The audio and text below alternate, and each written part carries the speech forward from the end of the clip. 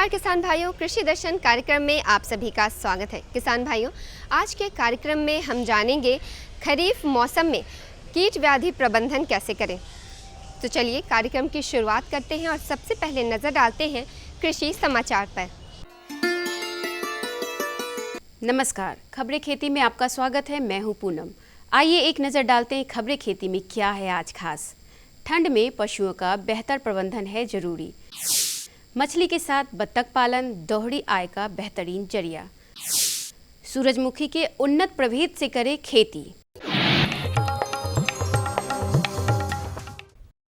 ग्रामीण क्षेत्रों में किसान खेती किसानी के अलावा आय के स्रोत के लिए सबसे ज़्यादा पशुपालन पर ही निर्भर रहते हैं।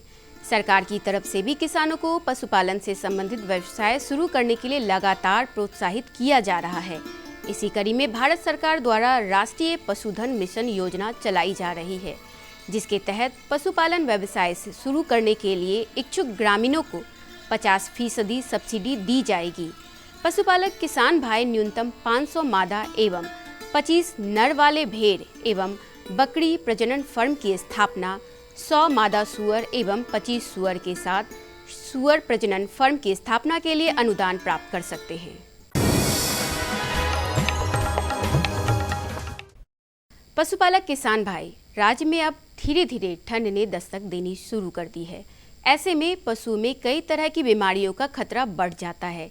इसीलिए जरूरी है कि आप अपने पशुओं का रखरखाव एवं प्रबंधन सही तरीके से करें। सर्दियों का मौसम आने वाला है, ऐसे में पशुओं की विशेष देखभाल की आवश्यकता होती है। ठंड में इन्हें शीत लगने की आशंका होती है, जिससे इनके स्वास्थ्य पर काफी असर पड़ता है। इतना ही नहीं, ठंड के कारण इनके दुग्ध उत्पादन की क्षमता भी काफी प्रभावित होती है। इसलिए जरूरी है कि ठंड के मौसम में पशुओं की देखभाल अच्छी तरीके से की जाए। पशुओं को सर्दी के प्रकोप से बचाने के लिए पशुशाला में रात को बोरी या टाट बांधकर हवा को आने से रोके। जहां से भी ठंडी हवा आने की जगह है, उस जगह को ढक दे। ध्यान रहे कि ठंडी हवा के प्रभाव में आपके पशु को कई तरह की बीमारियां हो सकती है।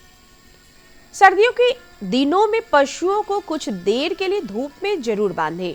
हालांकि बिना धूप के ठंडी हवा में दिन में बाहर निकालना उनकी सेहत के लिए अच्छा नहीं है। धूप से उन्हें जरूरी पोषक तत्व मिलते हैं, जो उनकी सेहत के लिए काफी लाभकारी साबित होते हैं।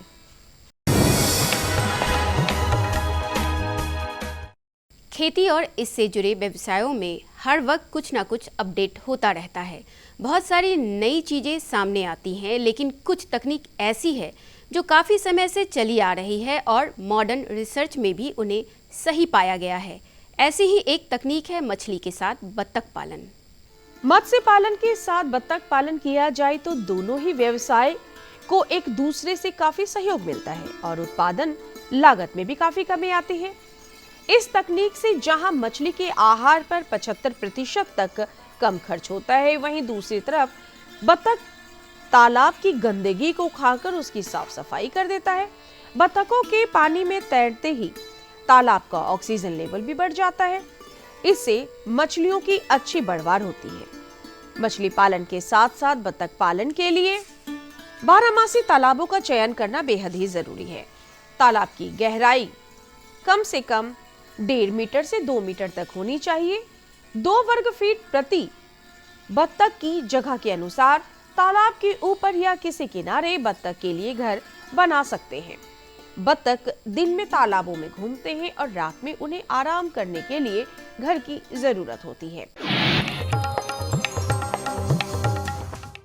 सूरजमुखी की खेती खरीफ, रबी एवं जायद तीनों ही मौसम में की जा सकती है, लेकिन खरीफ में इस पर अनेक रोगों एवं कीटों का प्रकोप होने के कारण फूल छोटे होते हैं तथा दाना कम पड़ता है, जबकि जायद में सूरजमुखी की अच्छी उपज प्राप्त होती है। इसे मुख्य रूप से 2 प्रकार की प्रजातियां पाई जाती है।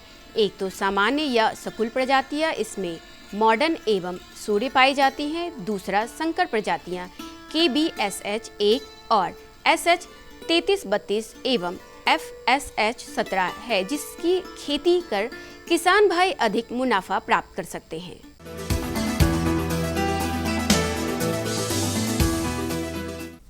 खेती की खबरों में आगे बढ़ते हैं और आपकी मुलाकात करवाते हैं एक सफल किसान राजेश चौरसिया से, जो हाजीपुर के रहने वाले हैं। राजेश नर्सरी का कारोबार करते हैं और यह अपने नर्सरी में जैविक विधि से पौधा तैयार करते हैं। वैसे तो राजेश अपने नर्सरी में विभिन्न प्रकार के फल फूल के पौधे तैयार करते हैं, लेकिन इनके द्वारा आम की विशेष तरह की तैयार की गई प्रजाति की मांग बाजार में काफ़ी है, जिसे लोग दूर दूर से खरीदने आते हैं। आइए अब एक नज़र डालते हैं मंडी भाव पर। खाद्यान्नों के ताजा भाव के लिए आज हम आपको लिए चलते हैं पटना के बाकरगंज अनाज मंडी। लोकल गेहूं 2800 रुपए प्रति क्विंटल, सुपर चावल 5000 रुपए प्रति क्विंटल, अरवा चावल 4500 रुपए प्रति क्विंटल, बासमती चावल 9000 रुपए प्रति क्विंटल। कैसा रहेगा अगले 24 घंटे में राजधानी का तापमान, एक नज़र डालते हैं मौसम के मिजाज पर।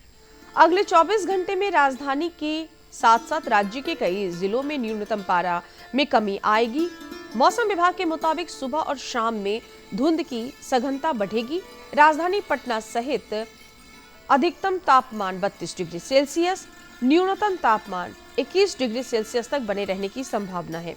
तो किसान भाइयों, अभी आपने कृषि समाचार के माध्यम से खेती की नवीनतम जानकारियां हासिल की, साथ ही साथ मंडी भाव और मौसम के बारे में भी जाना। इसी के साथ यहाँ पे लेंगे एक छोटा सा विराम। विराम के बाद हम जल्द लौटेंगे, आप बने रहें हमारे साथ।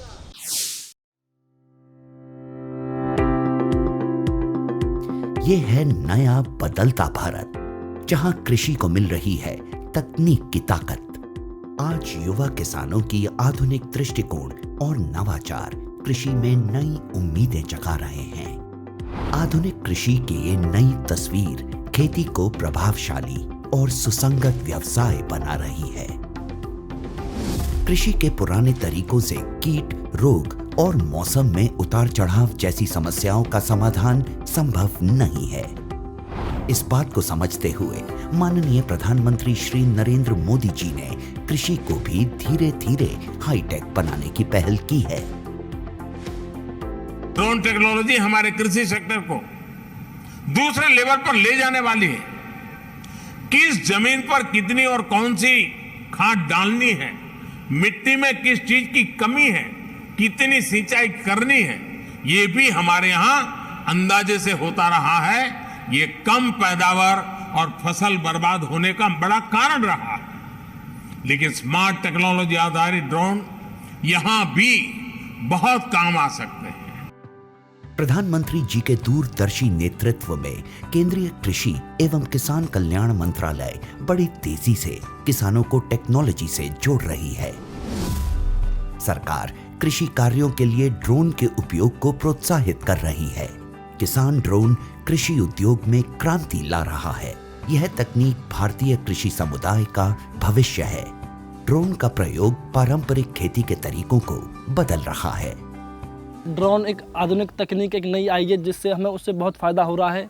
जो दवाई डाल देते हैं ड्रोन में उड़ के स्प्रे करती है जैसे, और दवाई भी छिड़कती है, हमें बचाव होता है, शरीर का बचाव होता है, उससे बहुत सारे फ़ायदे हैं। पहले हम स्प्रे करते थे मशीन में 100 लीटर पानी 200 लीटर पानी में 1 किलो स्प्रे होती थी, अब उसमें 10 लीटर पानी में 1 किलो स्प्रे होती है। अत्याधुनिक तकनीक, हाई रेजोल्यूशन कैमरों और उन्नत सेंसर से लैस किसान ड्रोन भारतीय कृषि क्षेत्र की काया पलट करने की क्षमता रखता है। कीटनाशकों और उर्वरकों का छिड़काव, हवाई निगरानी, फसल और मृदा स्वास्थ्य की निगरानी, बीजारोपण, क्षतिग्रस्त फसलों का आकलन और फसल बीमा के दावों का तेजी से निपटान के अलावा फसलों के स्वास्थ्य संबंधी रियल टाइम जानकारी दे सकता है। यह कीटों, बीमारियों और पोषक तत्वों की कमी की पहचान कर सकता है। इसकी मदद से समय रहते किसान अपनी फसलों की सुरक्षा के उपाय कर सकते हैं। साथ ही किसान ड्रोन का प्रयोग स्वामित्व योजना के अंतर्गत भूमि अभिलेखों के डिजिटलाइजेशन और पशुधन ट्रैकिंग के लिए भी किया जा सकेगा। वैसे तो किसान ड्रोन आज देश की जरूरत है, पर ड्रोन चलाने के लिए प्रशिक्षित ऑपरेटर्स की कमी, ड्रोन के रखरखाव की चुनौती और ड्रोन चलाने के लिए जरूरी सुरक्षा निर्देशों की जानकारी की कमी जैसी कुछ समस्याएं अभी भी बनी हुई हैं।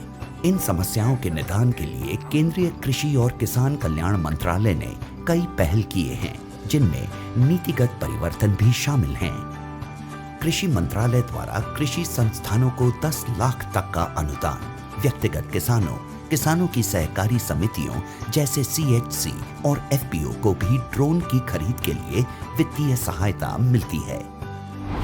किसानों के खेतों में ड्रोन के लिए फार्म मशीनरी प्रशिक्षण और परीक्षण संस्थानों FMTTI, भारतीय कृषि अनुसंधान परिषद ICAR संस्थानों, कृषि विज्ञान केंद्रों तथा राज्य कृषि विश्वविद्यालयों को कृषि यंत्रीकरण उप मिशन के तहत आकस्मिक व्यय के साथ ड्रोन लागत की 100% दर पर वित्तीय सहायता प्रदान की जाती है। वित्तीय सहायता और अनुदान प्रदान करने के अलावा ड्रोन फैसिलिटेशन सेंटर का विकास भी किया जा रहा है। कुशल ड्रोन ऑपरेटर्स की कमी को पूरा करने के लिए प्रशिक्षण कार्यक्रम चलाए जा रहे हैं। प्रशिक्षित किसानों की DGCA द्वारा सभी जरूरी औपचारिकताएं प्रशिक्षण केंद्रों में ही पूरी कर ली जाएं, यह भी सुनिश्चित किया जा रहा है। ड्रोन प्रौद्योगिकियों के अनूठे लाभों को ध्यान में रखते हुए मंत्रालय ने ड्रोन के जरिए 10 तरह के फसलों पर कीटनाशक के छिड़काव हेतु मानव संचालन प्रक्रिया SOP जारी किए हैं। आधुनिक कृषि उद्योग एक महत्वपूर्ण मोड़ पर है। कल तक जो किसान संसाधन के अभाव में मजबूर था, वो अब तकनीक की ताकत से मजबूत हो रहा है। नए भारत की नई तस्वीर गढ़ रहा है। विराम के बाद आप सभी का एक बार फिर से स्वागत है कार्यक्रम कृषि दर्शन में। किसान भाइयों, फसलों में कीटों का लगना आम बात है, लेकिन ये एक बड़ी समस्या भी है। इस समस्या से निजात पाने के सिर्फ एक ही उपाय है और वो है कीट प्रबंधन। किसान भाइयों, आज हम जानेंगे खरीफ फसलों में लगने वाले प्रमुख कीट कौन कौन से हैं और इनका प्रबंधन कैसे किया जाए। तो आइए आपकी मुलाकात कराते हैं हमारे कृषि विशेषज्ञ डॉक्टर प्रवीण दादा साहेब माने जी से। नमस्कार, कृषि दर्शन में आप सभी का बहुत बहुत स्वागत है। आज का हमारा विषय है फसलों में लगने वाले प्रमुख कीट एवं उसके प्रबंधन के बारे में हम ज़्यादा जानकारी लेंगे। तो किसान भाइयों, समय है बरसात का और फसलों में कीट तो लगना आवश्यक है, इसीलिए हमें फसलों की ज़्यादा से ज़्यादा ध्यान देने की ज़रूरत है। और चूँकि मौसम में नमी के कारण उसमें कीट आसानी से लग जाते हैं, लेकिन इससे निपटने के लिए क्या क्या प्रबंधन, क्या क्या निवारण हम कर सकते हैं, इस पर ज़्यादा जानकारी देने के लिए हमारे साथ हमारे गेस्ट मौजूद हैं डॉक्टर प्रवीण दादा साहब माने जी, जो कि प्रमुख वैज्ञानिक हैं नालंदा महाविद्यालय के। तो आइए उनसे इस विषय पर ज़्यादा जानकारी लेते हैं। नमस्कार डॉक्टर साहब, बहुत बहुत स्वागत है आपका। आज का जो हमारा विषय है, जैसे प्रमुख मौसम खरीफ मौसम में जो प्रमुख कीट हैं उनके बारे में आप हमें जानकारी दीजिए। जो हमारा अभी खरीफ मौसम है, मतलब अगस्त, सितंबर, अक्टूबर, इसमें बहुत सारे फसलें हैं, जैसे धान है, मक्का है, मूंग है, उड़द है, अरहर है, तिल है, बाजरा है। तो खरीफ मौसम में आने वाले जो प्रमुख कीट है, इनका हमको मुख्य जो फसल है धान, तो हमारे इलाके में सबसे ज़्यादा धान का फसल है। तो उसमें लगने वाले जो प्रमुख कीट है, उसमें तना छेदक कीट आता है, धड़ छेदक, जो हमने मक्के में भी देखा। धान में भूरा तना मधुआ कीट भी आता है, सांदा कीट आता है, सैनिक कीट आता है, पत्र लपेटक कीट आता है। जैसे हमने देखा कि किसानों को सबसे ज़्यादा नुकसान करने वाला जो कीट है वो है धान का तना छेदक कीट, उसे हम बोलते हैं धड़ छेदक कीट। तो जैसे इसकी मादा कीट पत्तियों पे अंडा देती है, अंडे से बाहर आने के बाद पिल्लू पत्तियों को, कलियों को, फूलों को खाता है, बाद में धान के धड़ के अंदर छेद बना के अंदर का मुलायम भाग खाता है, जिसकी वजह से धान का फसल गिर जाता है, सूख जाता है और उत्पादन घट जाता है। तो इसके नियंत्रण के लिए किसानों ने कर्षण विधि अपनाना चाहिए। मक्का में भी हमने बताया कि खेत की ग्रीष्मकालीन गहरी जुताई करना चाहिए, खेत को खरपतवार से मुक्त रखना चाहिए, बर्ड पर्चर की व्यवस्था करना है, फसल चक्र अपनाना है, प्रकाश फंदों का इस्तेमाल करना चाहिए, फिरामोन फंदा 10 प्रति हेक्टर अथवा 4 प्रति हेक्टर इस्तेमाल करके आप उसे नियंत्रित कर सकते हैं। साथ साथ रासायनिक दवाओं का छिड़काव जो है इमिडाक्लोप्रिड 1 अथवा 1.5 मिलीलीटर प्रति लीटर पानी में घोल बनाकर फसल पर छिड़काव करने से धान का जो है तना छेदक कीट, धड़ छेदक कीट अच्छी तरह से नियंत्रित कर सकते हैं। साथ साथ धान में दूसरा आने वाला जो कीट है भूरा तना मधुआ कीट, ये भी फसल को ज़्यादा नुकसान पहुंचाता है। ये रस चूसने वाला कीट है। इसमें मुख्यतः शिशु एवं वयस्क होते हैं। लगातार वो पत्तियों से, कलियों से, फूलों से रस चूसते हैं, जिसकी वजह से पौधे की बढ़वार रुक जाती है, उत्पादन घट जाता है। तो इस कीट के नियंत्रण के लिए अंतर प्रवाही कीटनाशक दवाओं का छिड़काव करना चाहिए, जैसे इमिडाक्लोप्रिड, मैलेथिओन, मिथिल्डामेटॉन, मेटासिस्टोक, डाइक्लोरवास, डाइमिथोएट 2 अथवा 2.5 मिलीलीटर प्रति लीटर पानी में घोल बनाकर फसल पर छिड़काव करना है। अब जैसे आपने धान के विषय में बताया, तो उसके साथ साथ आपने मूंग और उड़द के बारे में भी बताया, तो हम जानना चाहेंगे कि मूंग और उड़द में जो कीट लगते हैं उसकी जानकारी आप हमें दीजिए और उससे बचने के उपाय भी आप हमारे किसान भाइयों को बताइए। मूंग उड़द जो हमारे अगस्त सितंबर में सबसे ज्यादा रस चूसने वाले कीटों का प्रकोप हो रहा था। रस चूसने वाले कीट किसान भाई जानते हैं, लाही है, हरातेला है, रसात कीट है, सफेद मक्खी है। इनके शिशु एवं वयस्क लगातार पत्तियों से, कलियों से, फलियों से रस चूसते हैं, जिसकी वजह से पौधे की बढ़वार रुक जाती है, उत्पादन घट जाता है। तो इस कीट के नियंत्रण के लिए अंतर प्रवाही कीटनाशक दवा जैसे इमिडाक्लोप्रिड 17.8 SL 1 अथवा 1.5 मिलीलीटर प्रति लीटर पानी में घोल बनाकर फसल पर छिड़काव करने से इसे हम अच्छी तरह से नियंत्रित कर सकते हैं। बाद में जो जैविक कीटनाशी दवा है नीम बीज चूर्ण 5% छिड़काव करके 5 मिलीलीटर प्रति लीटर पानी में घोल बनाकर छिड़काव करने से हम रस चूसने वाले कीटों को अच्छी तरह से नियंत्रित कर सकते हैं। साथ साथ उसके जो मित्र कीट है जैसे लेडी बर्ड बीटल, क्राइसोपस, सिरकिड मक्खी, इनकी संख्या फसल में बढ़ाना है, संवर्धन करना है, ताकि रस चूसने वाले कीट लाही, हरातेला, रसात कीट, सफेद मक्खी हम अच्छी तरह से नियंत्रित कर सकते हैं। साथ साथ जो मूंग और उड़द में आने वाला मुख्य कीट है उसे हम बोलते हैं फली भेदक कीट, फली छिद्र कीट। तो ये क्या करता है, इसकी मादा पहले पत्तियों पर अंडा देती है। अंडे से बाहर आने के बाद इसके पिल्लू पहले पत्तियों को, कलियों को, कोमल पत्तियों को खाते हैं। जब मूंग और उड़द में फली बन जाए तब ये छेद बना के अंदर का दाना खाते हैं, जिसकी वजह से मूंग और उड़द की फली जो है सड़ जाती है, फसल बर्बाद हो जाती है, आर्थिक नुकसान हो जाती है, उत्पादन में घाटा हो जाता है।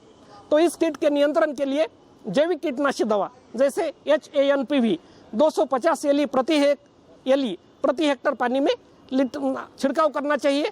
तो हम मूंगफली भेदक छिड़काव अच्छी तरह से नियंत्रित कर सकते हैं। तो डॉक्टर साहब, धान, मूंग, उड़द के बारे में बहुत ही अच्छे से, बहुत ही एक्सप्लेन करके जानकारी दे दिया है आपने। अब हम जानना चाहेंगे अरहर के विषय में। अरहर का जो दाल है, अरहर, उसमें जो कीट लगते हैं उसके नाम हमें बताइए, उसके प्रमुख कीट के नाम बताइए और उससे कैसे, उसको नियंत्रण कैसे किया जाए, उसका प्रबंधन क्या है, उसके बारे में हमें जानकारी दीजिए जी। तो अरहर ये भी प्रमुख एक दलहनी फसल है, बिहार में लगाई जाती है।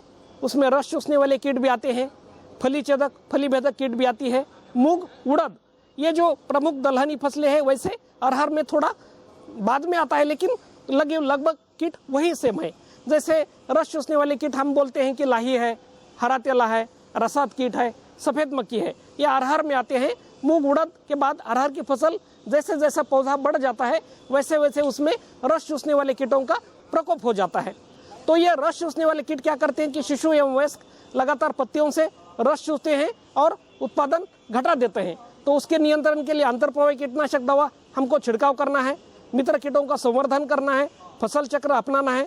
साथ साथ मुख्य जो अरहर का नुकसान करने वाला कीट है वो है अरहर का फली भेदक कीट, हम उसे बोलते हैं अरहर का फली छिद्र कीट।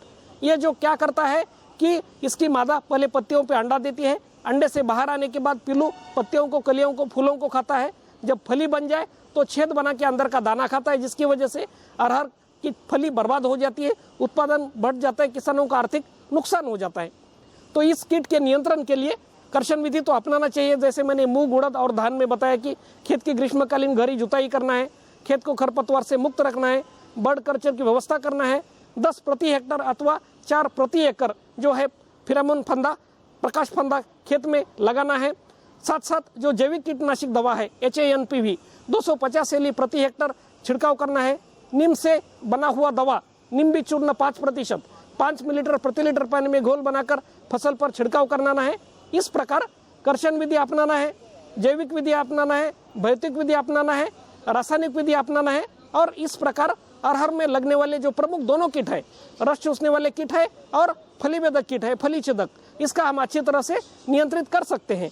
धान, मूंग, उड़द, अरहर ये सब के बारे में बहुत ज़्यादा अच्छे से एक्सप्लेन करके बताया और उससे बचना कैसे है इसके भी उपाय आप सबको इन्होंने बताया। तो उम्मीद है कि आपको इससे काफ़ी ज़्यादा जानकारी मिली होगी। इन्हीं जानकारियों को अपना के आप अपने फसल को बचाने से रोकें, उसे कीटों से उसको नियंत्रण में लाएं और उसका अच्छा प्रबंधन करके उसे आप अपने फसल को हरा भरा रखें। बहुत बहुत धन्यवाद डॉक्टर साहब, आपका बहुत बहुत धन्यवाद। तो किसान भाइयों, अभी आपने जाना कि खरीफ फसलों के प्रमुख कीट कौन कौन से हैं और उनका प्रबंधन कैसे किया जाए। इसी के साथ बढ़ेंगे कार्यक्रम के अगले भाग में। पिछले दिनों बिहार कोसी बेसिन विकास परियोजना पर कार्यशाला का आयोजन किया गया, जिसके अंतर्गत किसानों को परियोजना का लाभ पहुंचाने एवं किसान उत्पादक संगठनों की विस्तारीकरण की बात की गई। आइए इस विषय में और विस्तार से जानते हैं इस टीवी रिपोर्ट के माध्यम से।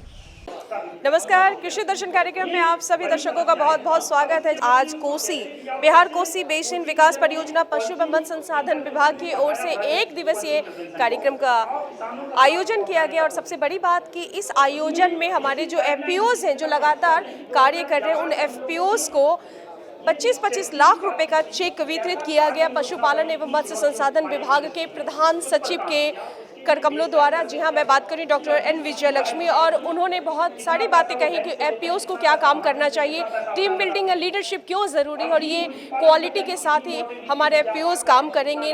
हमारे एफपीओज है तैयार।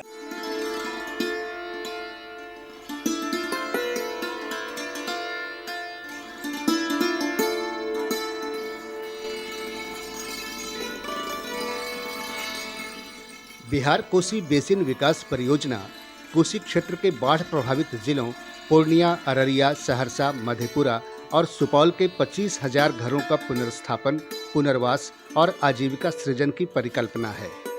बिहार सरकार के पशु एवं मत्स्य संसाधन विभाग द्वारा वर्ष 2016 में इस परियोजना की शुरुआत की गई, जिसका उद्देश्य कोसी क्षेत्र के बाढ़ प्रभावित लोगों के जीवन को ठहराव के बाद पुनः गतिशील बनाना है। इसका व्यापक उद्देश्य राज्य के सकल घरेलू उत्पाद में संभावनाओं से भरे इस क्षेत्र के योगदान को काफी हद तक बढ़ाना भी है।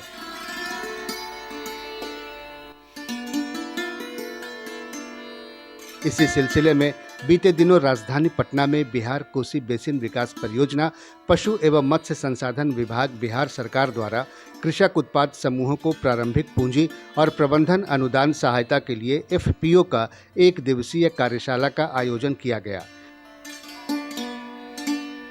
कार्यशाला का विधिवत उद्घाटन डॉक्टर एन विजयलक्ष्मी, प्रधान सचिव पशु एवं मत्स्य संसाधन विभाग बिहार सरकार द्वारा किया गया। कार्यशाला में मत्स्य संसाधन विभाग के निदेशक एवं परियोजना के प्रबंध निदेशक निशात अहमद ने बताया कि अब तक मछली पालन, मुर्गी पालन, बकरी पालन और डेयरी के माध्यम से आय सृजन के लिए लाभार्थी परिवारों को कुल 70.28 करोड़ रुपए की राशि का हस्तांतरण किया गया है। मुख्यतः इस विभाग के जो अवयव हैं, पोल्ट्री, पोल्ट्री, फिशरीज और उससे रिलेटेड फीड मिल, साइलेज बेकिंग, उसके बाद पिग रेयरिंग, डकरी, ये सारे अवयव के साथ लोगों ने कार्यरत किया है। और आज बताते हुए ये खुशी हो रही है कि 6,200 लाभुकों को हम लोगों ने ये योजना से लाभान्वित किया है और जोड़ा है। इसके साथ साथ 15,000 लोगों को हमने इस कार्यक्रम के लिए, कैपेसिटी बिल्डिंग के लिए राज्य के प्रतिष्ठित प्रशिक्षण संस्थानों में उनका प्रशिक्षण दिया है।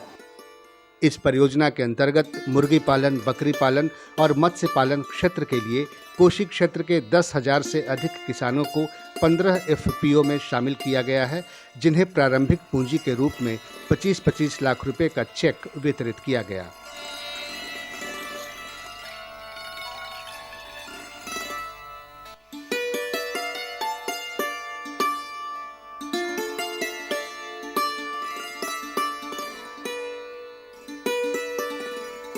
डॉक्टर एन विजयलक्ष्मी, प्रधान सचिव पशु एवं मत्स्य संसाधन विभाग ने इस अवसर पर कहा कि कोसी क्षेत्र को देश में एक उच्च क्षमता वाले क्षेत्र के रूप में मान्यता प्राप्त है, क्योंकि देश और विशेष रूप से बिहार के सामाजिक आर्थिक विकास में इसकी बहुत महत्वपूर्ण भूमिका है, जहां 90% किसान छोटे और सीमांत श्रेणी तथा 2 हेक्टेयर से कम भूमि के मालिक हैं। ऐसी स्थिति में सहयोगी क्षेत्रों के माध्यम से अतिरिक्त आय के स्रोत तैयार करना महत्वपूर्ण हो जाता है। अत्यंत महत्वपूर्ण बिंदु आज का ये है कि जो फार्मर प्रोड्यूसर ऑर्गेनाइजेशंस बनाए गए हैं, तीन फार्मर प्रोड्यूसर ऑर्गेनाइजेशंस बनाए हैं 5 जिलों में, तो 3 into 5 15 total farmer producer organisations है। तो हर एक जिला में 3 विधाओं में या 3 सेक्टर्स में, एक फिशरीज में, एक पोल्ट्री में और एक पोल्ट्री में FPOs बनाए गए हैं। और इसके लिए जो टेक्निकल सपोर्ट इन तीनों ऑर्गेनाइजेशंस के माध्यम से दिया गया है, PWC, गोट ट्रस्ट एंड प्रधान। आज आप सभी लोग बहुत उत्साह के साथ यहाँ पर उपस्थित इसलिए भी हुए हैं कि आप आज एक निर्णय हम लोग ने लिया था कि 25 लाख रुपया सीड मनी के रूप में फार्मर प्रोड्यूसर ऑर्गेनाइजेशंस जो बने हैं 15 FPO हमारे 5 जिलों में, उनको दिया जाए ताकि जो संगठन बना है वो आगे बढ़ सके और आपके जो ज़रूरत है सीड कैपिटल की, उसकी पूर्ति इस राशि से हो। इस कार्यशाला में 5 जिलों के 200 से अधिक किसानों ने भाग लिया। इस अवसर पर किसान उत्पादक समूहों ने प्रारंभिक पूंजी मिलने पर खुशी जाहिर की और FPO के उद्देश्यों को साझा किया। मैं मधेपुरा से हूं और मैं बोर्ड ऑफ डायरेक्टर हूं मधेपुरा मत्स्य फार्मर प्रोड्यूसर कंपनी लिमिटेड का। और मेरी जर्नी जो है पिछले साल 22 मई से इस विभाग से हुई है, जिसमें मैं FPO में जुड़ा हूं और FPO के लिए काम कर रहा हूं। हमारे जो है कुल किसान की जो मेंबर है वो 12 से 5 है। और जो सरकार के द्वारा जो हमें ये राशि दी गई है, इस राशि से हम लोग जो है जो भी फार्मर का जो है इनपुट की ज़रूरत होती है वो सबको हम लोग बल्क में लाएंगे ताकि हमारे जितने भी मेंबर हैं उन लोगों को कम रेट पे मिले। अब जो उनको एक वर्किंग कैपिटल चाहिए आगे के बिजनेस को आगे चलाने के लिए, तो वो एक मार्जिन मनी मिला है जिससे कि हम लोग आगे बिजनेस प्लान बना के उसको बिजनेस इम्प्लीमेंट करेंगे। ये सरकार के द्वारा जो ये सहयोग हमने दिया गया, हमारी संस्था को दी गई है, इससे किसान अपना स्वतंत्र मुर्गी पालन का कार्य करेंगे और उनका मुनाफा का स्तर बढ़ेगा। ये सबसे बड़ा सहयोग हम लोगों को मिला है सरकार के। बिहार कोसी बेसिन विकास परियोजना संपूर्ण कोसी प्रक्षेत्र के मुकम्मल विकास की योजना है। यह योजना इस क्षेत्र के बाढ़ प्रभावित जिलों के निवासियों के लिए अर्थहीन हो चुके जीवन को दोबारा पा लेने की तरह ही है।